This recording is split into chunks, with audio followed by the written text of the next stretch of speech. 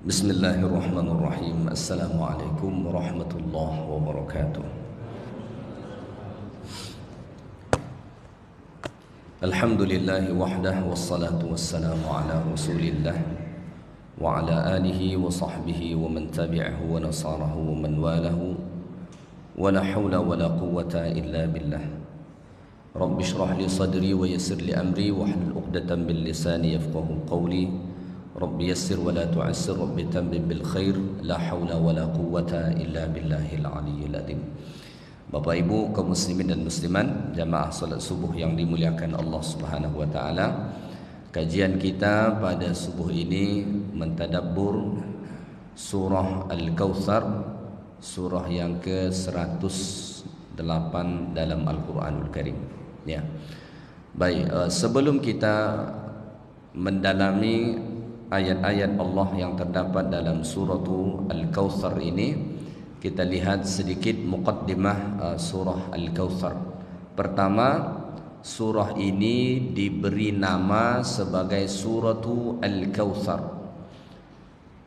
Kenapa? Karena Allah Subhanahu wa taala berfirman pada ayat yang pertama, "Inna a'tainaka Al-Kautsar." Di situ ada Allah menyebut perkataan Al-Kautsar, maka kemudian disematkanlah ini menjadi nama kepada surah ini. Dan ini sudah, nama surah ini sebagai Al-Kautsar ini sudah dikenal sejak dari zaman dahulu. Maka Al-Imam At-Tirmidzi rahimahullah sampai menyebutkan dalam babnya sebagai suratu Al-Kautsar, ya. Baik, selain itu ada juga ulama menamakan surah ini sebagai surah Inna a'tainakal kautsar. Persis seperti ayat pertama. Kalau kita merujuk Sahih Al-Bukhari, maka Al-Imam Al-Bukhari rahimahullah menamakan surah ini sebagai surah Inna a'tainakal kautsar, seperti mana ayat pertama, penuh seperti ayat pertama. Ada juga ulama menyebut nama surah ini sebagai surah An-Nahr. An-Nahr artinya penyembelihan, karena Allah Ta'ala ada berfirman, "Fasalli li rabbika wanhar." Di situ ada perintah untuk menyembelih, An-Nahr. Maka seperti Al-Biqai, Al-Imam Al-Baydawi itu juga menyebut nama surah ini sebagai surah An-Nahr. Kalau ha besar artinya lain, ha kecil artinya lain. Kalau dibaca An-Nahru artinya sungai, tapi kalau dibaca An-Nahr artinya adalah penyembelihan, ya. Maka ada 3 nama surah ini. Pertama surah Al-Kautsar, yang kedua surah Inna a'tainakal kautsar, dan yang ketiga disebut sebagai surah An-Nahr, ya. Baik, surah ini adalah surah yang paling pendek dalam Quran, ya. Jumlah ayatnya ada sebanyak 3. Surah Wal 'Asr itu juga jumlah ayat 3. Wal 'Asr innal insana lafi khusr illa alladhina amanu wa 'amilus salihat wa tawassaw bil haqqi wa tawassaw bis sabr. Tapi surah Al-Kautsar itu masih lebih pendek kalau ditinjau dari jumlah kalimah dan hurufnya. Jadi surah Al-'Asr walaupun dia 3 ayat juga, namun kalau dihitung jumlah kalimah, perkataan, huruf dalam surah itu masih jauh lebih banyak daripada kata atau huruf yang terdapat dalam surah Al-Kautsar. Maka surah paling pendek dalam Quran adalah surah Al-Kautsar. Mungkin itu salah satu sebabnya kenapa surah Al-Kautsar ini cukup sering kita baca. Maka kalau solat, Inna a'tainakal kautsar washalli li rabbika wanhar inna syani'aka wal abtar. Allahu akbar. Kenapa? Pendek dia. Ya. Orang ni dia tak suka dengan panjang-panjang surah tu. Kadang-kadang terlampau panjang-panjang kan. Jadi jangan terlalu panjang-panjang. Apalagi jadi imam, makmumnya orang-orang tua, jangan terlalu panjang-panjang. ada yang gemetar lututnya di belakang. Tak boleh begitu. Ya. Baik. Surah ini salah satu surah yang diperdebatkan para ulama, apakah dia surah Makkiyah atau Madaniyah. Sebahagian ulama mengatakan ini adalah surah Makkiyah. Kenapa dikatakan surah Makkiyah? Ditinjau dari ciri-cirinya. Ayatnya pendek-pendek, ya. Maka itu biasanya ciri surah Makkiyah. Namun sebahagian ulama mengatakan ini adalah surah Madaniyah. Kenapa? Dalam ayat dalam surah ini ada terdapat perintah untuk menyembelih. Sedangkan perintah untuk penyembelihan itu tidak di Makkah tapi di Madinah. Maka kalau kita mengkaji ulumul Quran, itu ada surah-surah yang disepakati ulama bahwa ini surah Makkiyah. Ada surah-surah yang disepakati para ulama bahwa ini surah Madaniyah. Tetapi ada juga surah-surah yang diperdebatkan para ulama. Sebahagian mengatakan ini Makkiyah, sebahagian ini mengatakan Madaniyah. Maka misalnya kalau Bapak Ibu membuka Al-Quran surah Al-Kautsar ini, mungkin saja Bapak Ibu menemukan dalam Quran disebut ini surah Madaniyah. Dan mungkin saja kita buka Quran yang lain, di situ disebut bahwa surah ini surah Makkiyah. Jangan heran dan jangan berpikir, oh ini salah cetak nih Quran ini. Tidak. Karena memang ulama ada yang berpendapat bahwa surah ini surah Makkiyah, dan ada juga yang berpendapat bahwa surah ini surah Madaniyah, begitu. Sebahagian meyakini surah ini diturunkan ke Nabi sebelum Nabi SAW hijrah ke Madinah, dan sebahagian meyakini bahwa surah ini diturunkan kepada Nabi kita SAW setelah hijrah ke Madinah. Maka kata Al-Imam Tahir Ibn Ashur rahimahullah, wa alal qawli bi annaha Makkiyah, ulama yang berpendapat bahwa surah Al-Kautsar ini surah Makkiyah, ya, mereka mengatakan adduha al-khamisata asyrata fi idadi nuzulis suwar. Mereka memandang surah Al-Kautsar ini sebagai surah yang ke-15 diturunkan kepada Nabi. Jadi dalam Quran surah Al-Kautsar ini surah yang ke-108. Tapi bagi ulama yang mengatakan bahwa surah ini surah Makkiyah, menurut mereka surah ini adalah surah yang ke-15 diturunkan kepada Nabi. Ya, jadi sebagaimana kita sudah sedia maklum bahwa nomor surah dalam Quran dengan nomor penurunan kepada Nabi itu berbeda, tidak sama. Ya, maka kalau dilihat ini sebagai surah Makkiyah, maka ini adalah surah yang ke-15 diturunkan kepada Nabi kita sallallahu alaihi wasallam. Nazalat ba'da surati Al-Adiyat wa qabla surati At-Takatsur. Surah ini diturunkan kepada Nabi setelah surah Al-Adiyat, wal 'adiyati dhabha fal muriyati qadha, dan sebelum surah Alhaakumut Takatsur. Maka surah Al-Adiyat itu surah yang ke-14 diturunkan ke Nabi, surah Al-Kautsar surah yang ke-15, dan surah At-Takatsur surah yang ke-16 diturunkan kepada Nabi sallallahu alaihi wasallam, ya. Wa 'alal qawli bi annaha madaniyah, sedangkan ulama yang berpendapat bahwa surah Al-Kautsar ini adalah surah Madaniyah, menurut mereka innaha nazalat fil Hudaybiyah. Surah ini kata mereka diturunkan ke Nabi ketika Nabi berada di Hudaybiyah. Ada perjanjian Hudaybiyah, maka ketika itulah menurut mereka turun, ya. Jadi ada perbedaan pendapat di sini, ya. Baik, kita lihat sedikit asbabun nuzul atau kronologi penurunan surah ini kepada Nabi sallallahu alaihi wasallam. Surah-surah dalam Al-Qur'an itu ada yang mempunyai asbabun nuzul, ada sebab kronologi penurunannya, dan ada yang tidak. Surah Al-Kautsar ini salah satu surah yang diturunkan Allah Ta'ala mempunyai asbabun nuzul. Apa asbabun nuzulnya? Disebut dalam Sahih Muslim an Anas bin Malik radhiyallahu ta'ala anhu, dari sahabat Nabi Anas bin Malik. Anas bin Malik ini banyak tahu cerita tentang Nabi. Kenapa Anas bin Malik banyak tahu cerita tentang Nabi? Karena Anas bin Malik mendampingi Nabi sebagai pembantu Nabi itu selama 10 tahun. Jadi Anas bin Malik ini berkhidmat kepada Nabi itu selama 10 tahun. Maka Anas bin Malik banyak betul tahu tentang peristiwa-peristiwa yang dialami oleh Rasulullah sallallahu alaihi wasallam. Kata Anas bin Malik, "Bainama Rasulullah sallallahu alaihi wasallam dzata yaumin baina adhhurina." Suatu hari kami bersama-sama dengan Rasulullah sallallahu alaihi wasallam, kata Anas bin Malik.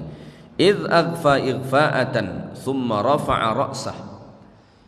Saat itu Nabi tiba-tiba menundukkan kepalanya begini, tampak seperti tertidur. Biasa orang kalau nunduk begini antara dua.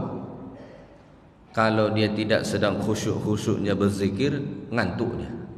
Biasanya begitu kalau ada yang menunduk tu begini saking khusyuknya berzikir, dan ada yang menunduk begini lagi ngantuk. Tadi malam dia tidur jam 2, ngantuk dia subuh ni. Tiba-tiba summa rafa'a ra'sah, tiba-tiba Nabi angkat kepala Nabi, dan Nabi sallallahu alaihi wasallam tersenyum. Tadi sahabat fikir Nabi itu mengantuk, menundukkan kepala begini. Tiba-tiba Nabi angkat kepala Nabi tersenyum. Maka sahabat yang melihat itu heran, "Kenapa engkau tersenyum wahai Rasulullah?" Lalu Nabi SAW mengatakan, "Unzilat alayya anifan surah." Barusan ada satu surah diturunkan kepadaku. Surah apa itu? Lalu Nabi baca, "Inna a'tainakal kautsar fasalli li rabbika wanhar inna syani'aka huwal abtar." Maka surah Al-Kautsar ini diturunkan ke Nabi. Nabi terima dalam keadaan tersenyum. Ya. Kalau kita melihat proses penurunan Quran ke Nabi, Nabi itu biasanya menerima ayat Allah itu begitu berat. Kenapa? Karena dalam Quran memang Allah mengatakan, "Inna sanulqi 'alaika qawlan thaqila." Al-Quran ini adalah qawlan thaqila, perkataan yang berat. Maka biasanya Nabi menerima wahyu itu begitu berat. Ya, sampai-sampai dalam riwayat dikatakan Nabi itu berkeringat fi yaumi syadidil barat, pada hari yang sangat dingin. Ini lagi musim dingin ini, luar biasa dinginnya. Kalau mungkin kita analogikan, AC-nya lagi 16 itu. Di kamar AC-nya 16 derajat Celcius, dingin betul, menggigil. Tapi kalau wahyu turun bisa berkeringat Nabi itu. Saking beratnya Nabi menerima kalam Allah itu. Tapi kasus Al-Kautsar ini tidak. Ketika ayat ini diturunkan Allah, ketika surah ini diturunkan Allah ke Nabi, Nabi terima dengan begitu ringan, bahkan sampai Nabi tersenyum saat menerima wahyu ini dari Allah Subhanahu wa taala. Kenapa demikian?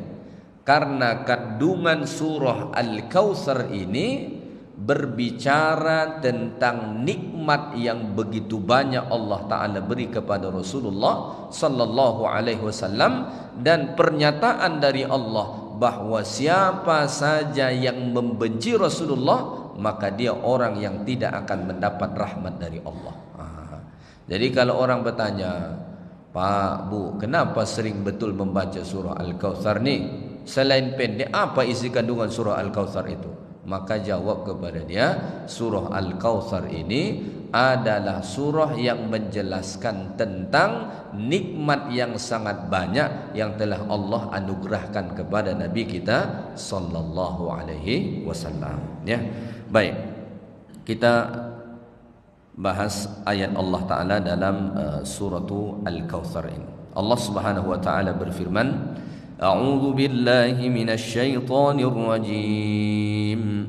Inna a'tainakal kautsar fashalli li rabbika wanhar inna syani'aka huwal abtar." Inna, sesungguhnya kami, a'tainaka, telah memberi kepadamu wahai Muhammad Al-Kautsar, kebaikan yang banyak, ya. Inna, sesungguhnya kami. Di sini ada Allah menyebut kata kami. Inna, sesungguhnya kami. Kami di sini bukan berarti ada banyak. Secara umumnya kalau kita sebut kami itu jumlahnya lebih dari satu orang, ya, mungkin 2 orang, 3 orang dan seterusnya. Dalam bahasa kita begitu. Tapi dalam bahasa Quran, ketika kita melihat ayat dengan perkataan kami atau kata ganti kami, itu jangan dianggap bahwa pelakunya itu banyak, ya. Kenapa? Karena kalau kita pandang demikian, artinya ada sekutu bagi Allah Subhanahu wa taala. Maka inna, sesungguhnya kami di sini bukan berarti banyak, tapi menunjukkan lil mu'azzam nafsah. Ini bentuk pengagungan terhadap diri Allah. Jadi disebut kami bukan berarti ada partner Allah, bukan berarti ada sekutu Allah, tapi menunjukkan keagungan diri Allah Subhanahu wa taala, sehingga disebut kata kami. Inna a'tainaka, sesungguhnya kami telah memberi kepadamu hai Muhammad Al-Kautsar. Al-Kautsar ini artinya apa? Al-khairul katsir, kebaikan yang sangat banyak. Fid dunya wal akhirah, di dunia dan di akhirat, ya. Jadi Rasulullah sallallahu alaihi wasallam mendapat nikmat yang sangat banyak dari Allah Subhanahu wa taala. Maka kalau kita melihat surah-surah sebelum ini, ketika para ulama membahas surah Al-Kautsar ini mereka banyak mengaitkan dengan surah-surah sebelum ini, bahwa surah Al-Kautsar ini masih mempunyai hubungan dengan surah-surah sebelumnya yang menceritakan kelebihan-kelebihan yang Allah Ta'ala beri kepada Nabi. Antaranya Allah Ta'ala sebut dalam surah Ad-Duha, ma wadda'aka rabbuka wa ma qala. Allah tidak meninggalkan engkau wahai Muhammad. Alam yajidika yatiman fa'awa wa wajadaka dhallan fahada wa wajadaka 'ailan fa'aghna. Awalnya Nabi sebagai yatim, kemudian Allah beri orang yang menjaga memelihara Nabi. Awalnya dulu Nabi SAW belum mendapat petunjuk, lalu kemudian Allah Ta'ala beri petunjuk, ya. Karena dulu Nabi SAW belum mendapat wahyu dari Allah, kemudian Allah Ta'ala beri wahyu. Dulu Nabi SAW miskin, susah, karena wulida yatiman, lahir sebagai yatim, kerjanya penggembala kambing. Lalu Allah Ta'ala fa'aghna, Allah Ta'ala beri kekayaan, maka hadirlah istri Khadijah radhiyallahu taala anha yang banyak membantu perjuangan dakwah Nabi sallallahu alaihi wasallam, ya. Jadi sangat banyak nikmat yang Allah Taala beri kepada Nabi. Termasuk juga apa yang Allah Taala sebut dalam surah Al-Insyirah, alam nashrah laka sadrak. Allah Taala melapangkan dada Nabi. Wa wada'na anka wizrak, Allah Taala ampunkan dosa Nabi. Wa rafa'na laka dzikrak, Allah tinggikan sebutan nama Nabi Muhammad sallallahu alaihi wasallam sampai ke hari kiamat. Jadi sangat banyak nikmat yang telah Allah Taala beri kepada Nabi sallallahu alaihi wasallam. Jadi makna dari Al-Kautsar itu artinya al-khairul katsir, kebaikan yang sangat banyak. Bahkan nikmat kebaikan yang sangat banyak yang Allah Ta'ala beri kepada Nabi itu juga kita rasakan umat Nabi Muhammad sallallahu alaihi wasallam. Maka dengan wasilah Nabi sallallahu alaihi wasallam kita banyak mendapat kelebihan. Misalnya apa? Dengan bersolawat kepada Nabi kita bisa dapat kelebihan, menumpang tuah pada kemuliaan Nabi sallallahu alaihi wasallam. Maka Nabi mengatakan, man shalla alayya wahidatan sallallahu alaihi asyra, siapa yang bersolawat kepadaku sekali maka Allah akan bersolawat kepadanya 10 kali, ya. Jadi kita pun umat Nabi Muhammad sallallahu alaihi wasallam ini mendapatkan sebahagian dari kebaikan yang banyak yang Allah Ta'ala beri kepada Nabi kita Muhammad sallallahu alaihi wasallam. Dan termasuk juga Al-Kautsar di sini, kebaikan yang banyak Allah Ta'ala beri ke Nabi itu, Nabi mendapat telaga Al-Kautsar. Ya, Nabi mendapat telaga Al-Kautsar. Al-Kautsar itu secara bahasa artinya Al-Khairul Katsir, kebaikan yang sangat banyak. Termasuk kebaikan yang sangat banyak itu diberi kelebihan ke Nabi SAW mendapatkan telaga Al-Kautsar. Kita sudah sering mendengar tentang telaga Al-Kautsar. Maka disebut di dalam hadis Nabi kita Muhammad sallallahu alaihi wasallam tentang telaga Al-Kautsar ini, kata Nabi, ketika Nabi membaca surah Al-Kautsar ini, inna a'tainaka al-kautsar fashalli li rabbika wanhar inna syani'aka huwal abtar, Nabi bertanya kepada para sahabat, kata Nabi, atadaruna mal kautsar? Tahu tak kalian apa itu Al-Kautsar? Kata Nabi. Tahu tak apa Al-Kautsar itu? Qulna Allah wa rasuluhu a'lam. Para sahabat mengatakan Allah dan Rasulnya saja yang paling tahu apa itu Al-Kautsar. Lalu Nabi SAW menjawab, fa innahu nahrun wa'adanihi Rabbi azza wa jalla. Al-Kautsar itu adalah satu sungai, satu telaga yang dijanjikan oleh Tuhanku kepadaku. Jadi salah satu kebaikan yang banyak, nikmat yang sangat banyak yang Allah beri ke Nabi itu, Nabi mendapat keutamaan ada satu telaga yang diperuntukkan Allah khusus kepada Nabi, namanya telaga Al-Kautsar. Kalau kita membaca riwayat, telaga Al-Kautsar ini sebetulnya di mana? Kalau nanti kita membaca riwayat, saya lanjutkan dulu membaca riwayat ini, ya. Nabi mengatakan tadi, fa innahu nahrun wa'adanihi rabbi. Telaga Al-Kautsar itu kata Nabi adalah satu sungai atau satu telaga yang dijanjikan oleh Tuhanku untukku. Fihi khairun katsir. Di dalamnya terdapat kebaikan yang sangat banyak. Huwa haudun taridu alaihi ummati yaumal qiyamah. Itulah satu telaga yang didatangi umatku pada hari kiamat. Jadi nanti pada hari kiamat umat Nabi Muhammad ini akan berkerumun ke telaga Al-Kautsar, datang ke situ. Artinya ini kalau kita lihat riwayat ini, di mana ini kira-kira letaknya? Di padang mahsyar atau di surga? Nah, ini kalau kita lihat riwayat, nanti ada riwayat yang menunjukkan ini di padang mahsyar. Riwayat yang ini kalau kita lihat nanti ini di padang mahsyar kejadiannya. Dan ada nanti riwayat yang menunjukkan bahwa telaga ini di dalam surga. Maka ada ulama mengkompromikan dua riwayat ini. Kata para ulama, telaga Al-Kautsar yang ada di padang mahsyar itu sesungguhnya berasal dari telaga Al-Kautsar yang ada di surga. Jadi bukan berarti ada dua tempat, tapi telaga Al-Kautsar yang ada di padang mahsyar itu sesungguhnya diambil dari telaga Al-Kautsar yang ada di dalam surga. Maka hakikatnya ini hulunya lah kita sebut. Hulunya itu ada di surga, tapi ada Allah Ta'ala beri, Allah Ta'ala peruntukkan di padang mahsyar. Nah, bagaimana kata Nabi SAW? Aniyatuhu adadun nujum.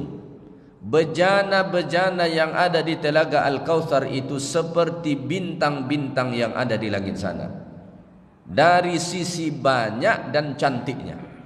Bintang itu tidak bisa kita hitung, saking banyaknya kan. Penat kita mendongak ke atas begini, melihat, mau menghitung bintang tuh, tak bisa kita hitung. Begitu banyaknya.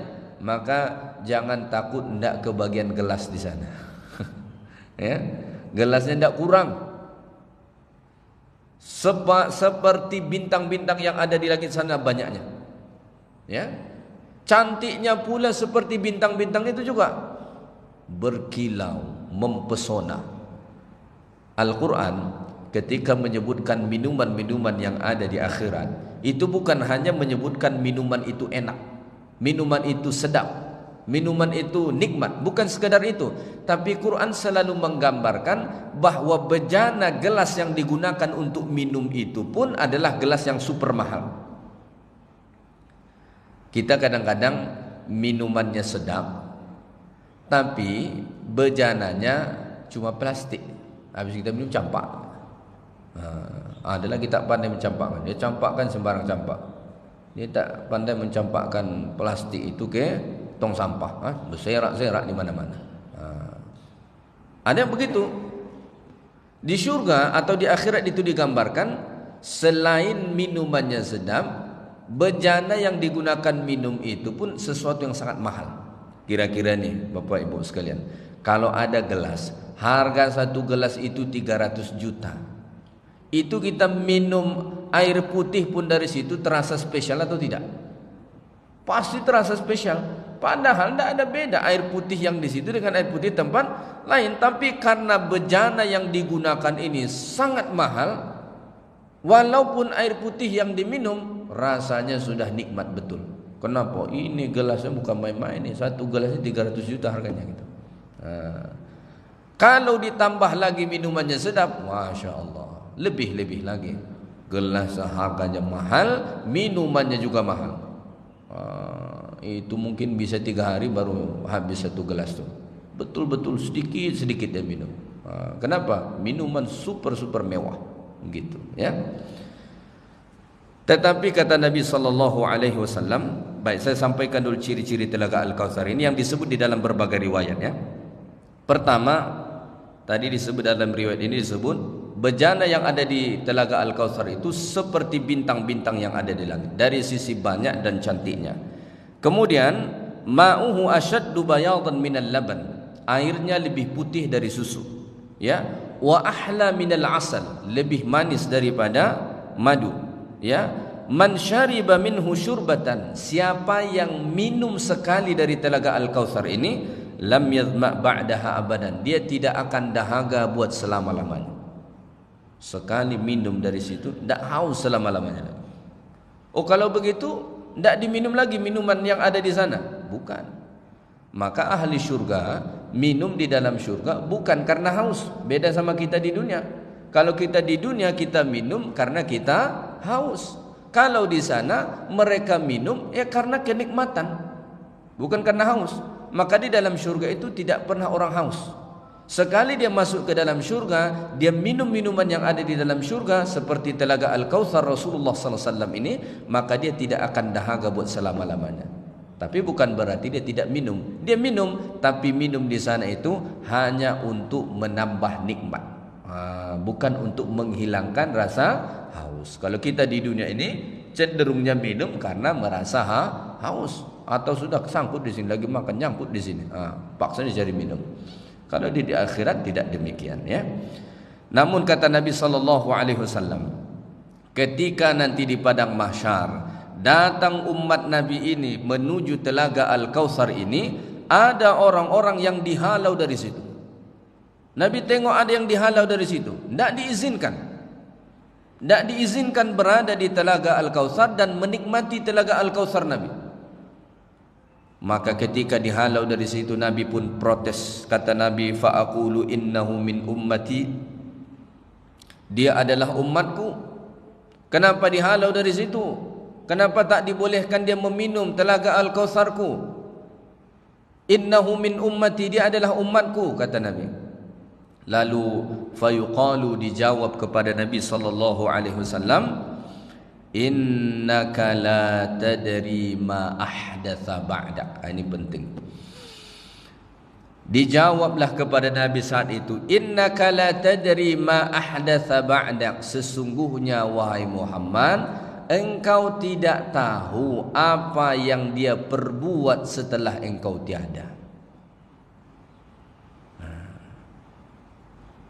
Maka dari sini kita belajar supaya kita diizinkan berada di telaga Al-Kautsar itu, menikmati telaga Al-Kautsar Nabi SAW itu, kita harus bersungguh-sungguh mengikuti ajaran Nabi Muhammad SAW.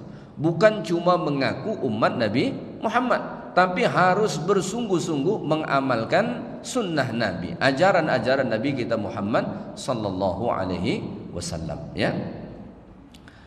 Baik, jadi ini tentang telaga Al-Kautsar, ya.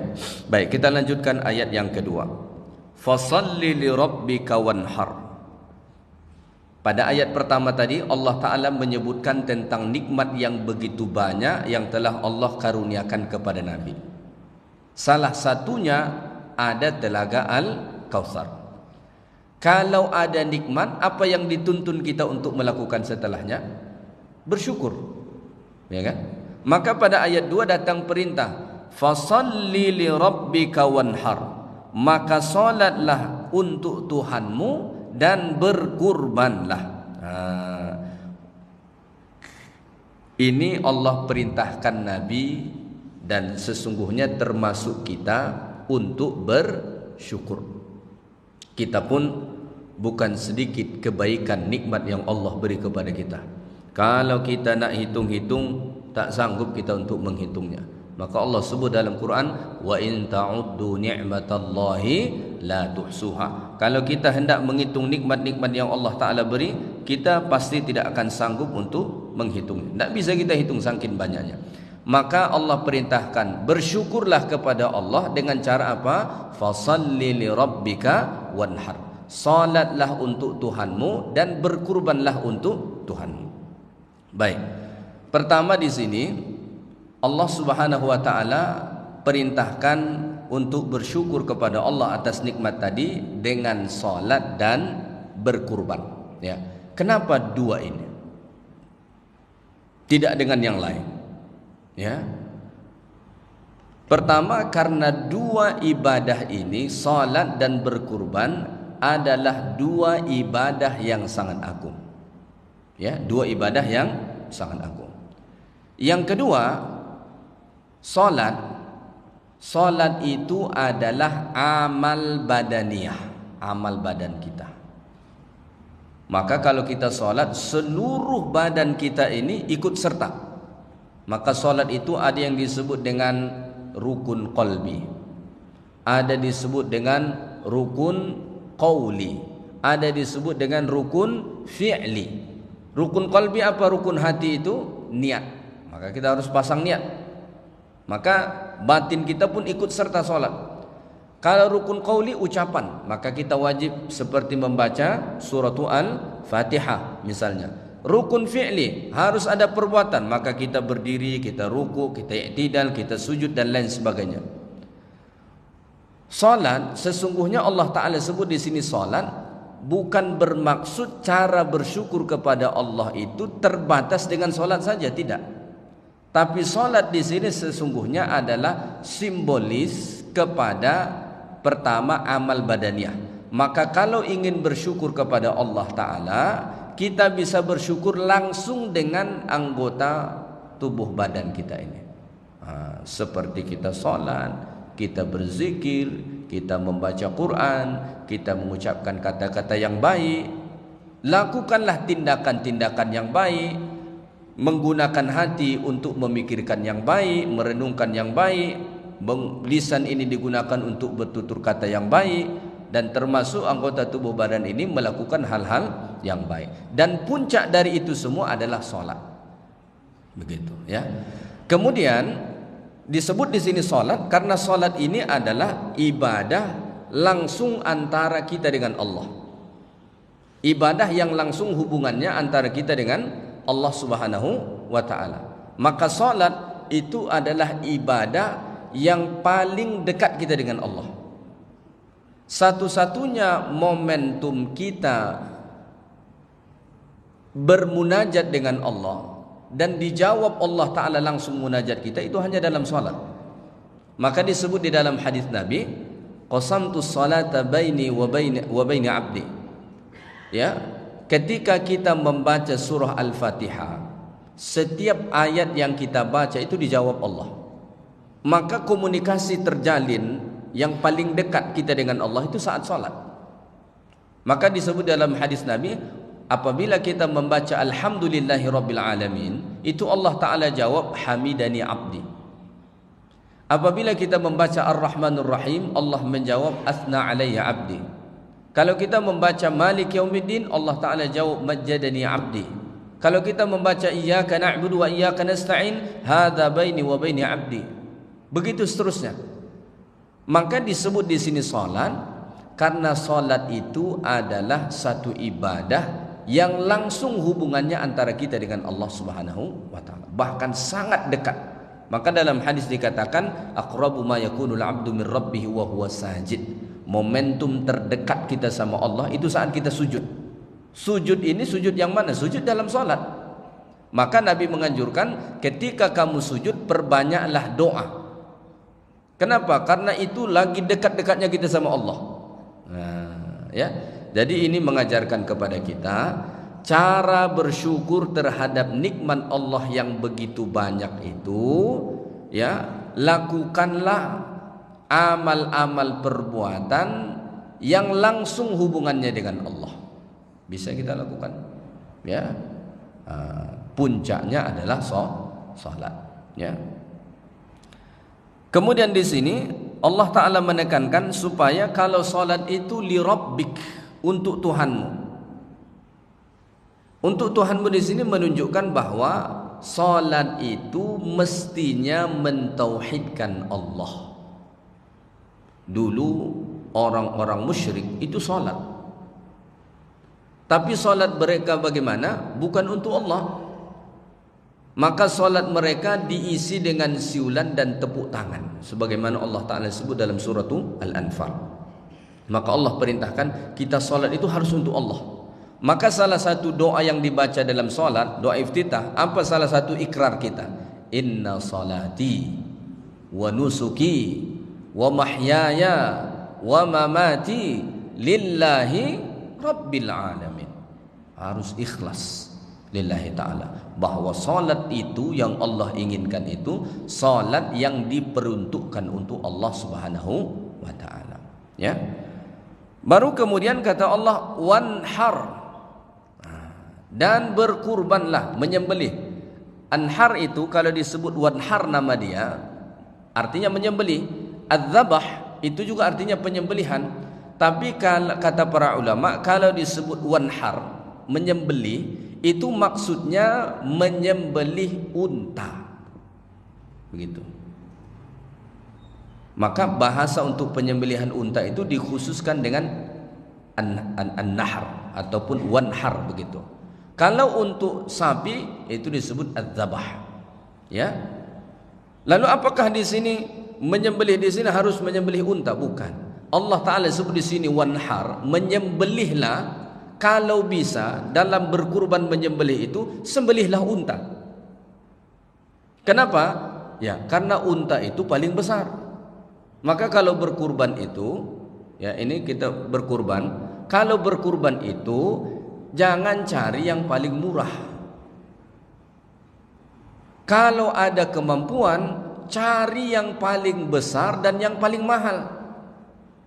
Ini ndak, dia survei dulu.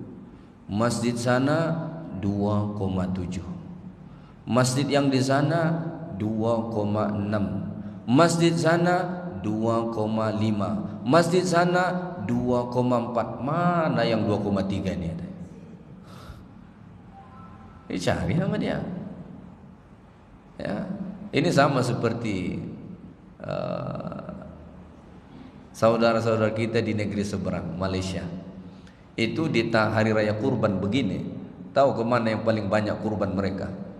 Ke Kamboja. Di Kamboja itu sangat murah harga sapi. Maka di sana harga satu bahagian itu kalau dikonvert ke uang kita itu masih di sekitaran 1 juta rupiah. Lebih di kita 2 kali lipat lebih, sama juga di Semenanjung juga. Lebih kurang harganya sama dengan kita. Kalau sekarang mereka 700-an ringgit sekian gitu. 750-an saya lihat ke atas. Kalau di Kamboja itu masih 300 ringgit.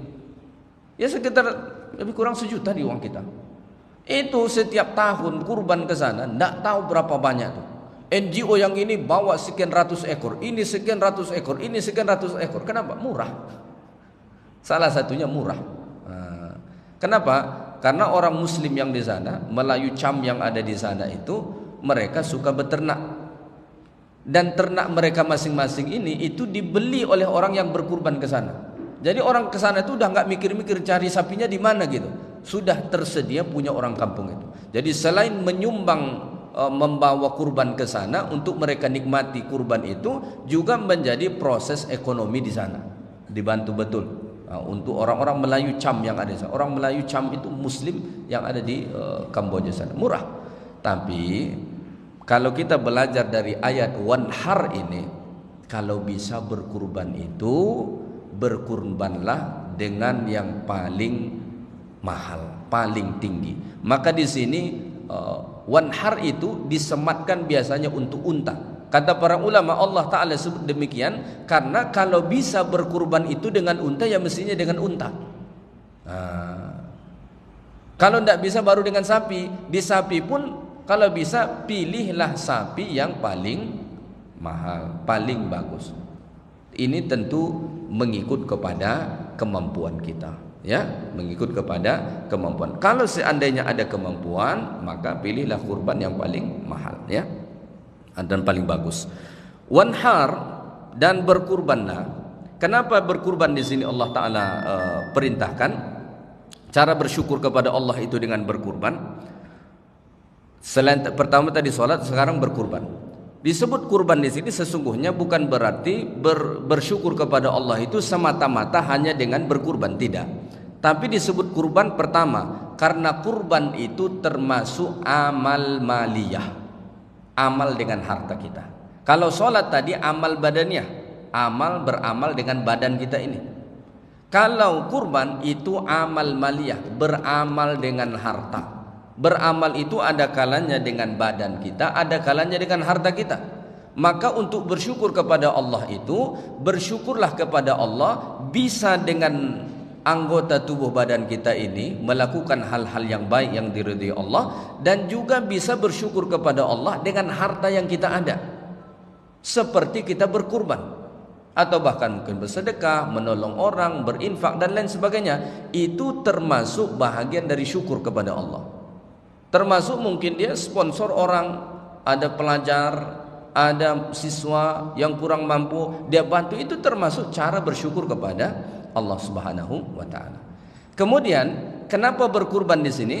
Karena kurban ini adalah termasuk ibadah yang berhubung kait dengan manusia.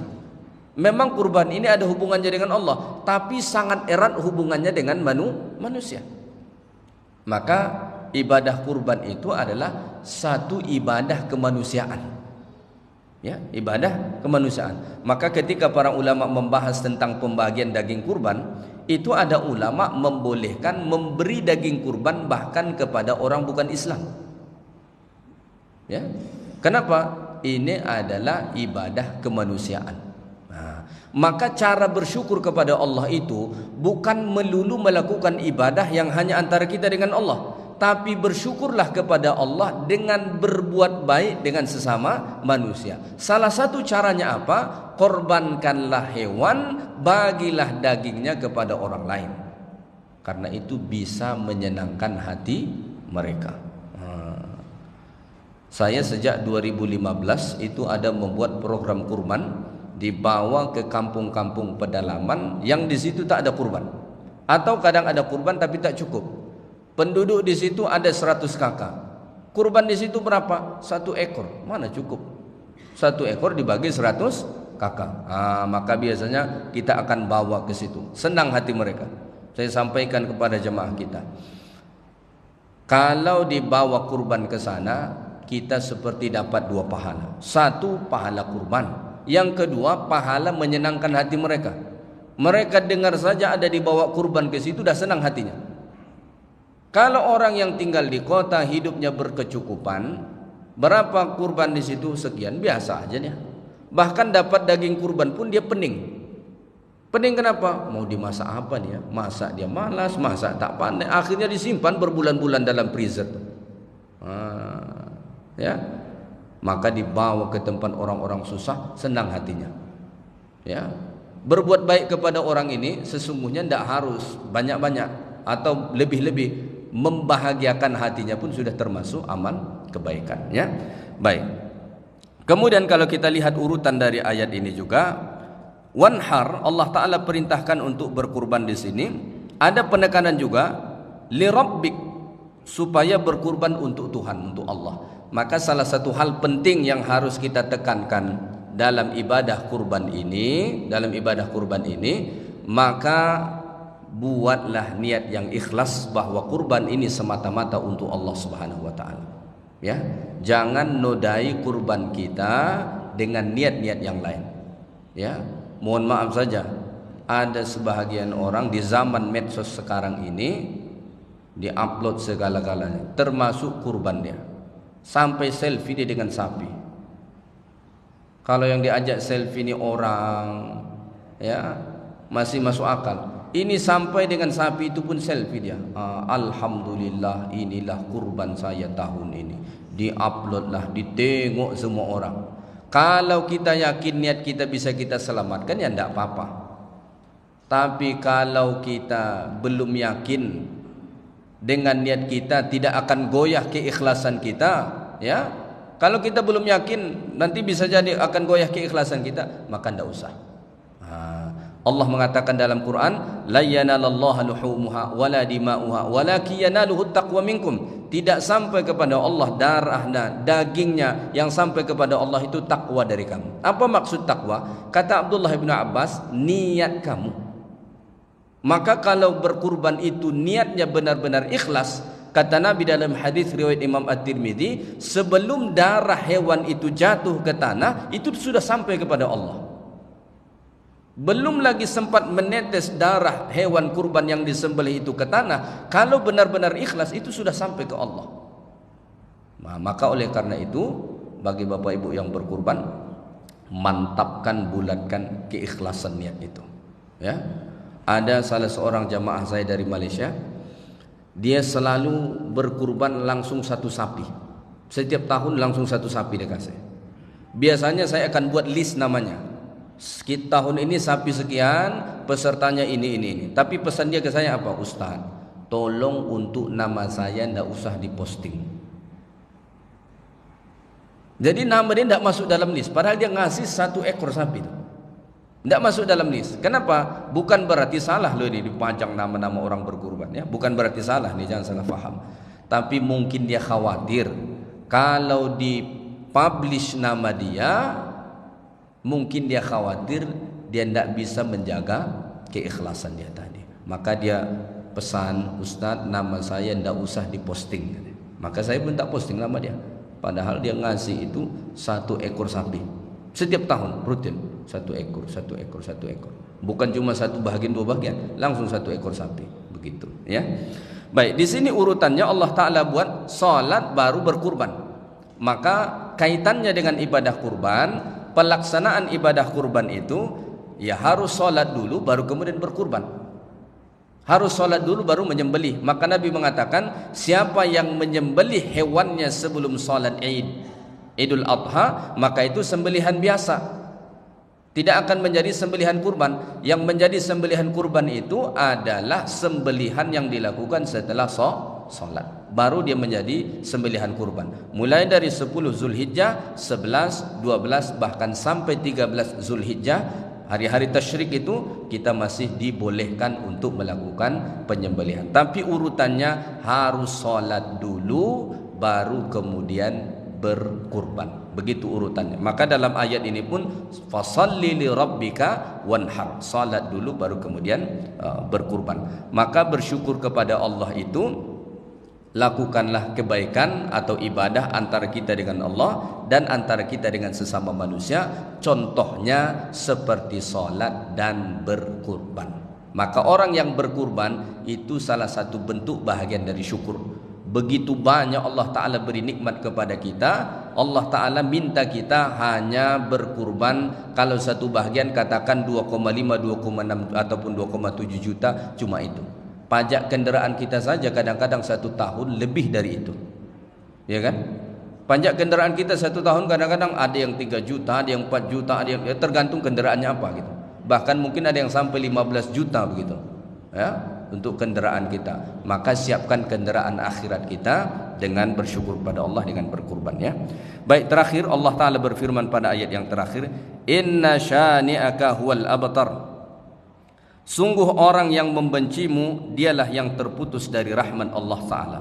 Inna syani, inna mubghidak ya Muhammad, sesungguhnya orang yang membencimu wahai Muhammad, dialah orang yang terputus an kulli khair, dari setiap kebaikan. Ayat ini ada kisahnya. Ini pembelaan Allah kepada Nabi. Disebut lamma mata Al-Qasim, ketika meninggal putra Nabi yang bernama Al-Qasim, salah satu anak Nabi bernama Qasim. Ketika putra Nabi yang bernama Qasim ini meninggal, berkatalah orang-orang musyrik seperti As bin Wa'il. Apa kata mereka kepada Nabi Muhammad? Kata mereka, Nabi Muhammad itu rajulun abtar la nasla lahu. Muhammad itu orang yang terputus, tidak ada keturunannya. Ya. Maka ini ayat, salah satu ayat yang menguatkan bahwa keturunan Nabi itu ada. Ya, keturunan Nabi itu ada. Kata As bin Wa'il, orang-orang musyrik ini kata mereka, ketika putra Nabi meninggal Qasim, mereka mengatakan rajulun abtar, Muhammad itu orang yang terputus. Kenapa tidak ada keturunannya? Meninggal anak laki-lakinya semua. Maka Allah Ta'ala menjawab, inna syani'aka huwal abtar, orang yang membencimu wahai Muhammad dialah orang yang terputus. Terputus dari apa? Terputus dari rahmat, terputus dari berkah, terputus dari nikmat, terputus dari taufik.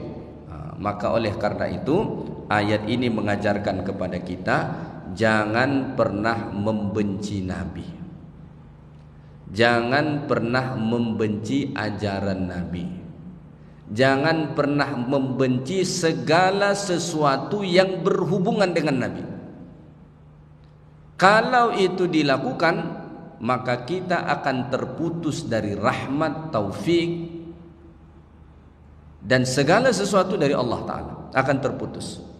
Sebaliknya, dengan menghubungkan diri kita dengan Nabi, ya, menghubungkan diri kita dengan Nabi, mencintai Nabi, mencintai ajaran Nabi, dan segala sesuatu yang berkaitan dengan Nabi Sallallahu Alaihi Wasallam, maka itu insya Allah akan menjadi wasilah Allah Ta'ala mencurahkan rahmatnya kepada kita, kasih sayangnya kepada kita.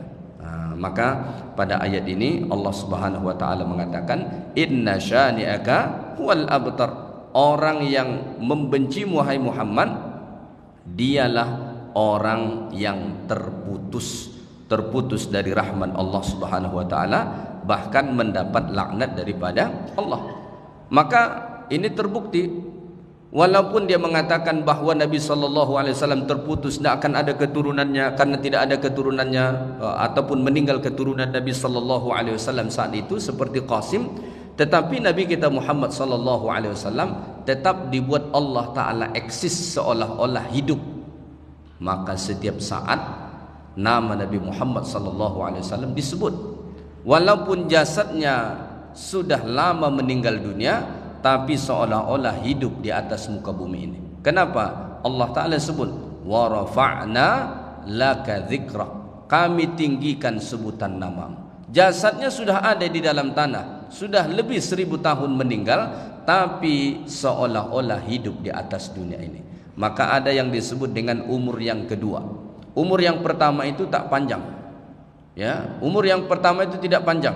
Nabi sendiri umur pertama Nabi hanya 63 tahun. Tapi umur yang kedua tidak ada matinya.